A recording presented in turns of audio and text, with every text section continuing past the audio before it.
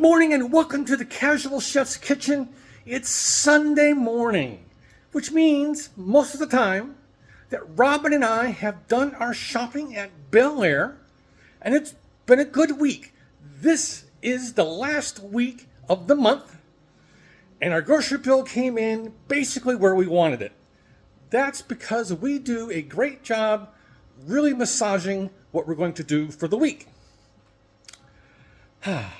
Last night, I didn't cook. Robin did. She did verde chilequilla. I got it right? I don't know. So, it was really yummy. Got some great comments from people. Even one person said, Corey, I believe, that is one of his favorite Sunday morning buffet dishes to create. Yes. It was very yummy. I can see definitely doing that again, and we could do it. We can mix it up and do different things with it.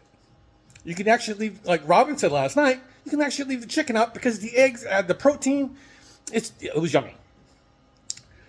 Today, because I'm working on my next cookbook, which is going to be mostly, actually all soups, I'm doing split pea soup for dinner.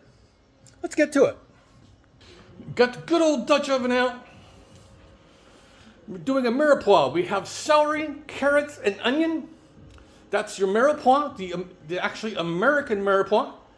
Some garlic, some olive oil to saute the veggies, the mirepoix, kosher salt, black pepper, of course, green split peas, veggie stock. I will be adding diced ham. Guess that is ham. It's wrapped in a red saran wrap that we've been trying to get through for years. We're getting there.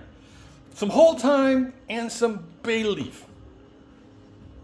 Extremely simple, but it should be very tasty.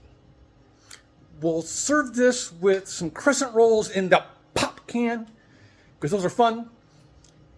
So yeah, we'll have something to soak up the soup. So on this Sunday, have a great day, eat great food, and have fun cooking.